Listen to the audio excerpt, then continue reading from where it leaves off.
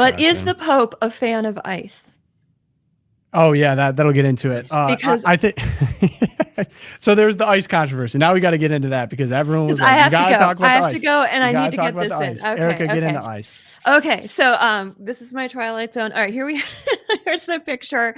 Here's the ice. I'm gonna have you rewind it in just a second. So what is going on here?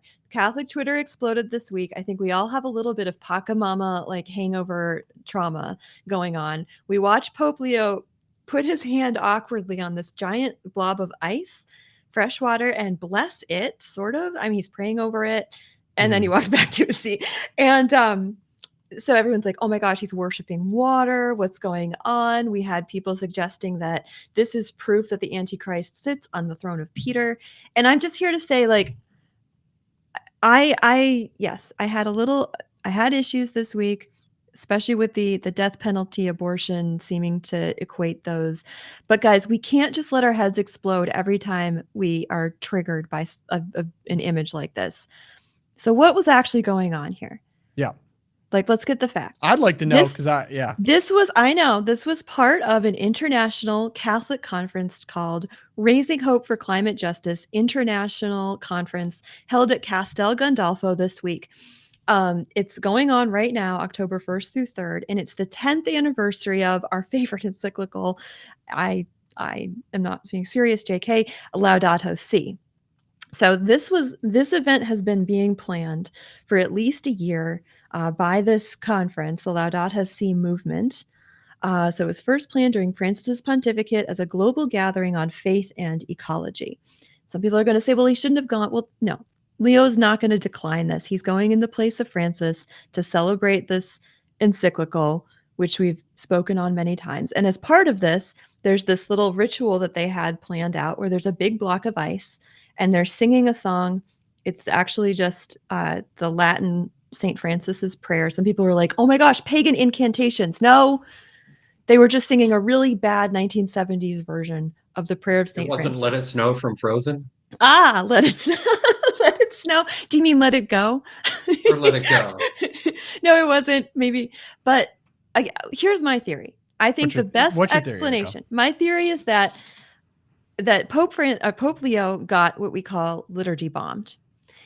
And what that refers to is when a priest gets to a liturgy or a ritual and he's told you're going to be doing X, Y, Z. And then in the middle of it, while you're standing up there, something completely different happens. And if you go back and play this tape again, you can see Leo. Roll the tape again. All right. Because watch Speaking Leo of at the very beginning. Theories, we're really getting into this is not a conspiracy theory. This happens to priests all the time and bishops too. Okay, all right. Here we go. So here we go. Watch Leo carefully. I would now like to invite you to stand for the blessing of the waters. Leo looks around. He's like, wait, what? And the guy's like, okay, go over there and look at the ice. And he starts to walk to the ice. And then he looks back and he's like, wait, really? And he's going to say, so that I think this was a complete surprise to him. He was not prepped for it. And in the moment, he did the gracious thing and blessed the ice. Because we bless water all the time. We bless holy water. We bless animals. We bless everything. We're Catholic. Science. That was just pagan. Frozen holy water. Exactly. He just made frozen holy water. He's from Chicago. He's probably looking around. Big block of ice. Where's my bourbon? Yeah. My grappa. So come on, guys. But okay, that's my theory. Because this happens to priests all the time. So, but on your theory, sorry, because I know we have very limited time, and I want you to really get to it. I think that there's been an attitude. We're so hurt, I think, by the last pope, and everyone just fighting all the time. And Pachamama was a major problem. Totally, and like major. Thinking about weighing, like, is this actually righteous anger, or am I now like so up in arms all the time that we're just nitpicking everything? Like every conservative commentator was like, you should have been in Nigeria. This is so ridiculous. Climate change is ridiculous. So like, do I have permission now? Do we have permission now to just be like, how do we approach this? And I don't want to get back to where we were with Pope Francis. That was miserable as a Catholic. So like, what's going on here? This is like, I didn't even want to talk about, because you know what? When there is an issue, like the death penalty is somehow the same as abortion, that kind of confusion, that's a real issue, right? And that is something I place squarely at the feet of Francis for the way that he put it into the catechism and what went down after that. And now we have a lot to clean up from that, right? but we can't overreact to stuff that is not a big issue. So we have to look at it and be like, okay, was it bad optics? Was it just dumb? Was it cringe? 100%. This was just cringe, right? I think we have to do a gut check and say, okay, am I reacting because of what has happened in the past? Am I overreacting? And is this really like some pagan ritual that just came out? So here, I was just bored by it. I'm like, okay, whatever. It's another cringe hangover from the 1980s. Green carpeting, felt banners. We're gonna like bless bunnies outside of Mass on St. Francis Day. I think Arnold Schwarzenegger was there, like waving something. Everyone's talking Yeah, about Arnold that. was in the eye there waving like this. It was just dumb. Tom, you're smiling. I did not know Arnold was there. Yeah, he was He there. was. He even had a little scraggly beard going on. Oh, Very man. lumberjack. Very love the earth. Very. Tom, can you give me some wisdom on this? Like, I do not want to go back to.